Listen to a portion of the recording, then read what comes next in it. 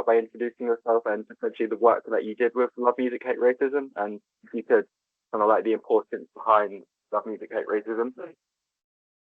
Yeah, I'm Zach Cochran. I'm a campaigner with Love Music Hate Racism, former national coordinator of Love Music Hate Racism.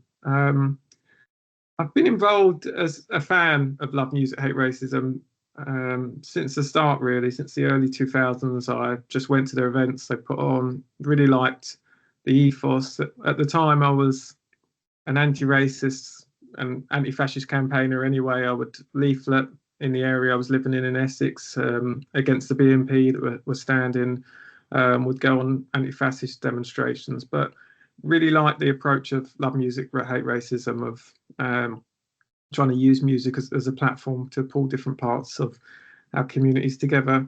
So then probably I started putting on my own events about 2013. Again, did a couple of events in Essex just with local bands.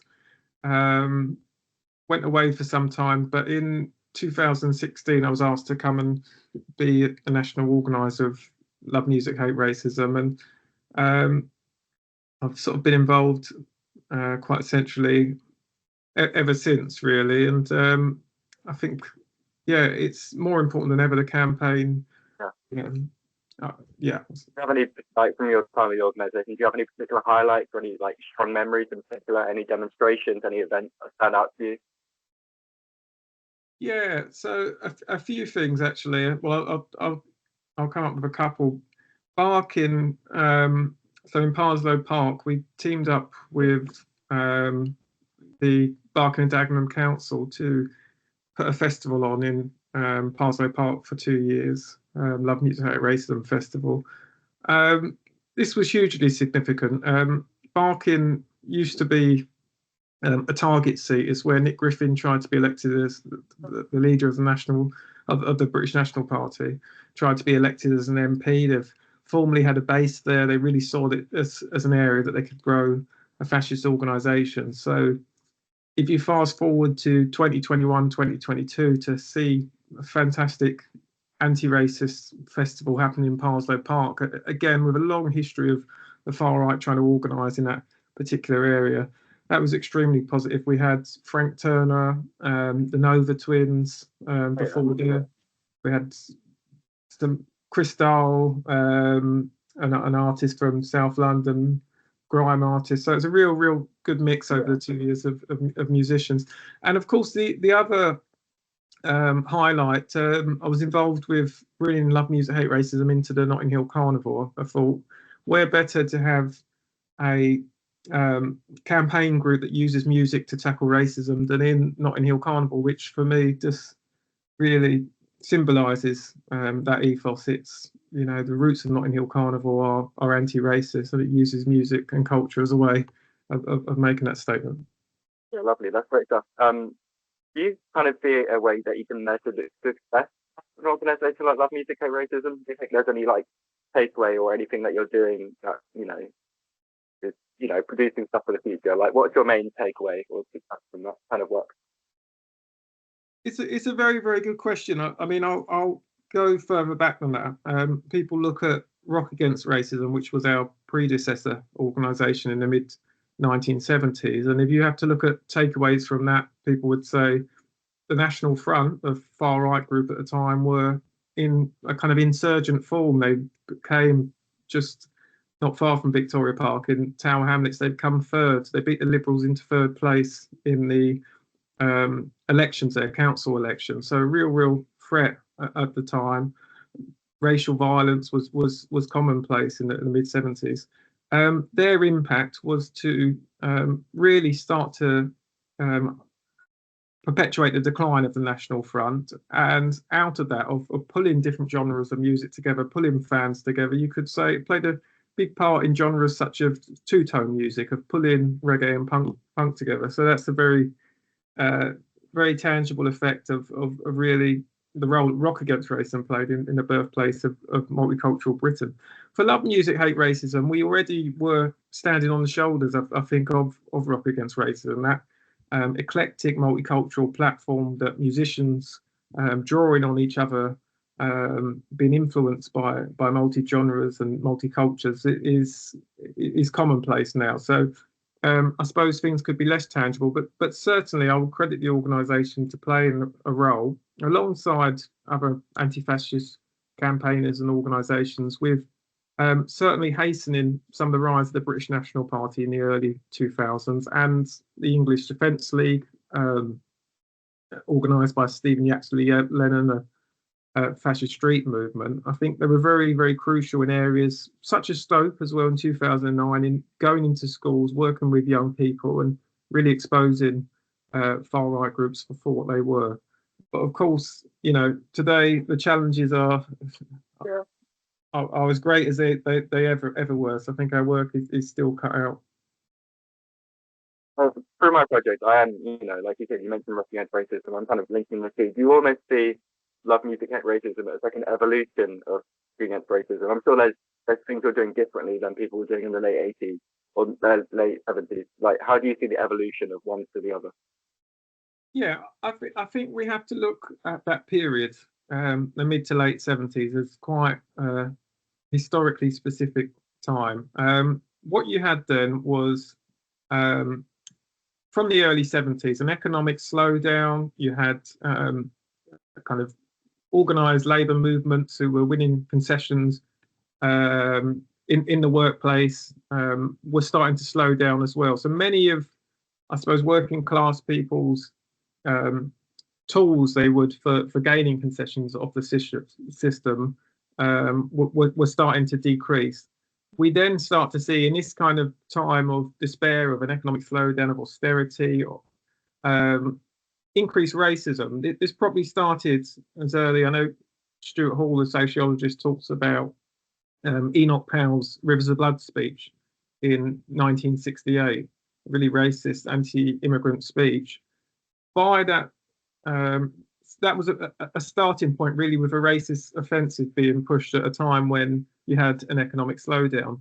So these were quite key factors that were happening, influencing Rock Against Racism. So you have this generation of young people that were met with a very difficult economy. It's very difficult to find jobs. You have the far right growing and really a lack of future. I think in that time, and what Rock Against Racism was able to do to garner both black and white young people, they created a movement around the country. What started off with, no internet at the time, a letter in Enemy and Melody Maker, spiraled across the country. They got 500 responses to that initial letter on the PO box they put down.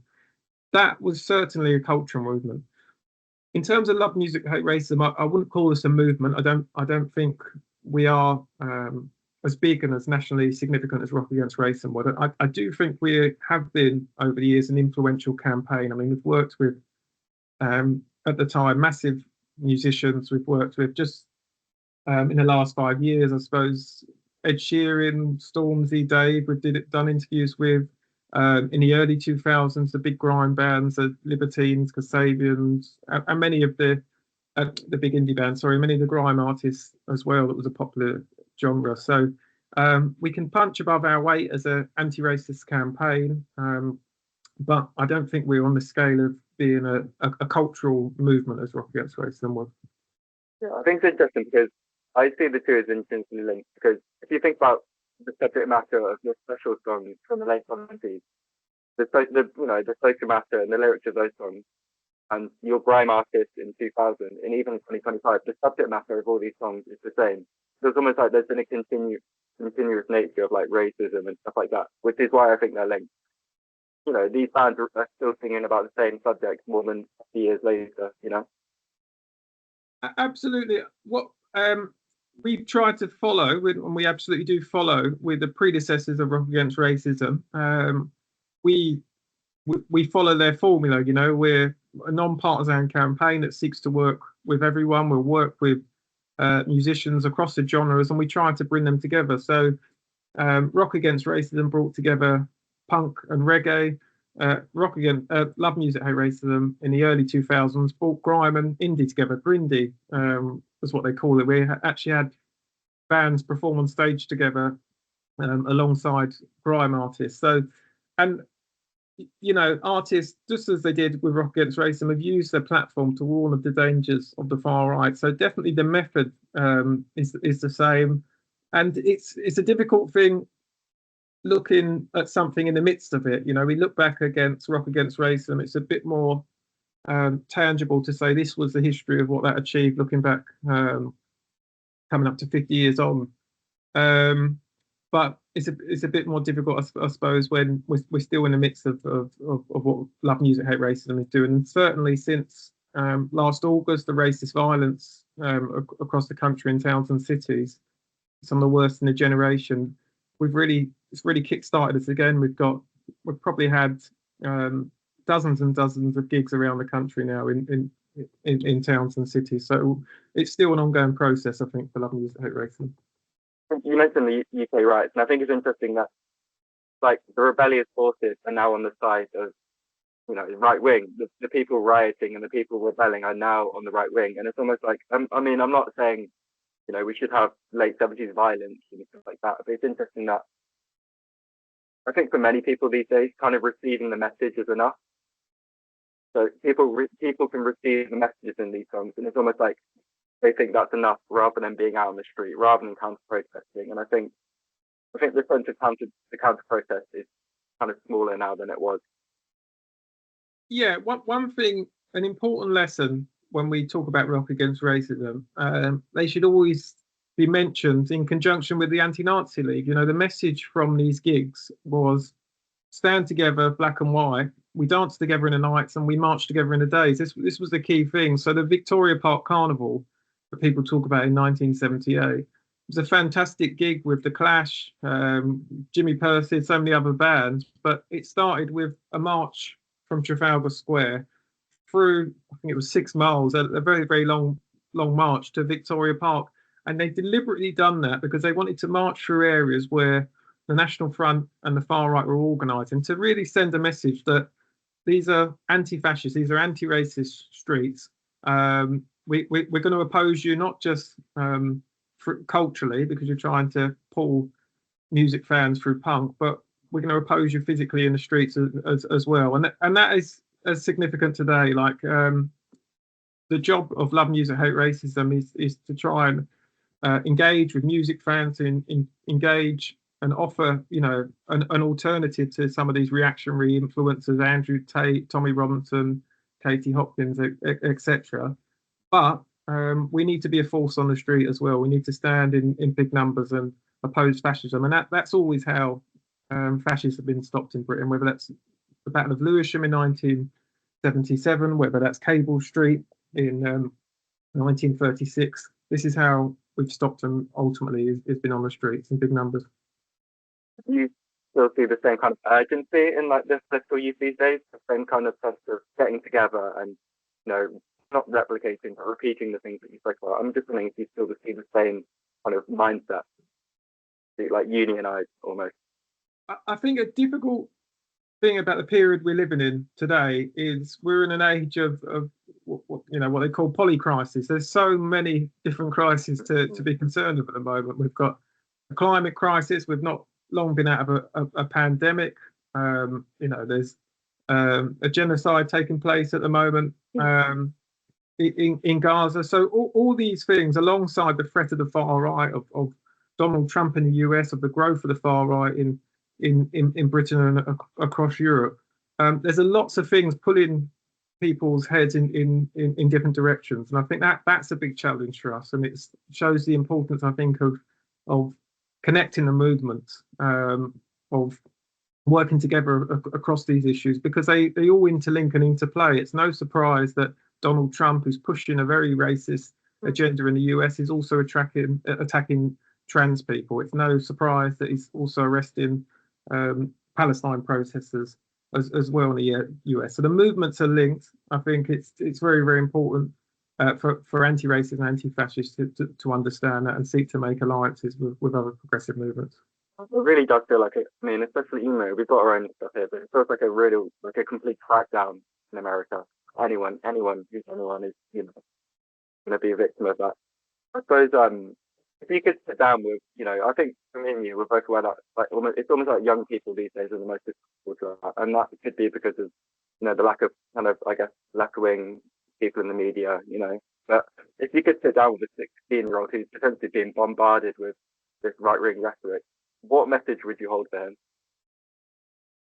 I think we have to do two things. We have to dispel the myths that the far right spread. That the myths are, you know, at the moment, are largely Islamophobic in terms of the kind of racist offensive that's being pushed. It's suggesting people arriving to seek asylum in Britain are gaining something you're not. This is a big thing. We have to challenge these arguments that we should never give any concession to racism as well. That actually people fleeing war are absolutely no threat to you. The threats are people at the top of society is the reason that you're struggling and being offered no future in Britain. And we connect with them, we find out what they're interested in, and we go from there. This is why I think Love Music Hate Racism is such a powerful tool. In the 1970s, you had, well, a good example, Sham 69 had a massive kind of far right following at the time, and Jimmy Percy was grappling with this real conflict because some of his friends United supporters of the far right, but he made a very clear stance in the end and said, these I'm on the side of the anti-fascists, and it's such a powerful stance. I'm sure if we sat down with a 16-year-old and asked them what kind of musicians that they're interested in, maybe we could bring a musician, as we used to do as Love Music Hate Racism, into a school, and to have them speak out against what's happening, show their concern, I think is very, very powerful. But we have to start where they're at, find out the issues that are affect them, and try to give them whatever hope that we can possibly offer in an age of multiple crises that young people are right to be worried about, because we should all be worried. Yeah. What kind of artists do you are kind of steering the ship in the right direction? What kind of like new artists do you think are steering the ship in the right direction for music and culture? And if there's going to be political bands, what kind of bands are there right now? I've been very, very impressed in terms of when we put a statement out after the far right violence last summer. The Fontaines DC, quick band to just get back straight away and say that we absolutely want to put ourselves on the side of speaking out against this violence. So I think the Idols have, been around for a few years now, but again, very, very, very, very good band that will use their platform to speak up against reactionary politics. I think is important as well. And Kneecap, I mean, they're I think are absolutely fantastic as well. So they're definitely the bands on that side. If we're talking about individual artists, I think Gets has been really good. I've been a grime fan, I suppose, since the first wave, the early 2000s, and watching an artist like Gets, who was not talking political, when he was 20, but now raising questions about Palestine, raising questions about inequality and racism, I think has been really, really refreshing as well. So yeah, he's certainly an artist I'd throw in there. And of course, Bashi as well has had a really, really political conscious album that he's put out. No, I think that's really good. I think all those bands that you mentioned, what they're doing is kind of active.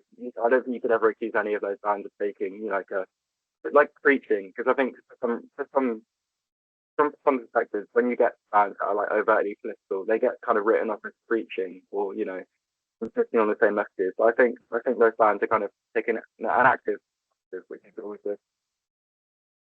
Absolutely, you can't just I mean, just to use the example of Black Lives Matter, put the black square on your Instagram page or say the right thing on social media and not prove that in practice. It's absolutely crucial that artists practice what they preach. That's really good. That's really important.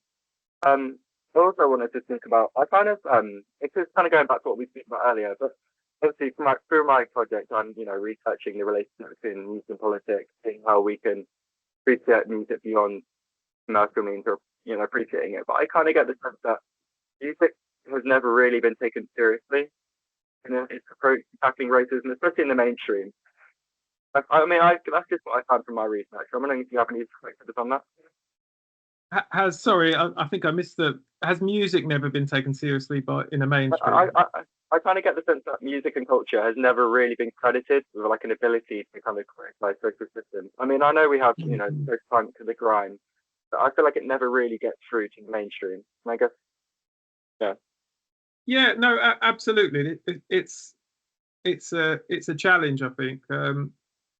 Often, um, new music, radical music genres, often or genres of resistance have naturally come about from subcultures. They've come about outside the mainstream as a critique of what's going on in the mainstream. And two things have happened. Either they've been shut down. I mean, grime music, highly kind of racialized response to grime music. The 696 forms, the police used to require venues to risk assess Mm. grime nights. They would ask for the initial form, the ethnicity of people attending, highly kind of racialized response, a form of music that grew out of estates and was young people speaking of the experience that they faced. Other genres like punk again had, there's this scene, was it of Johnny Rotten on TV, a bit in the interview.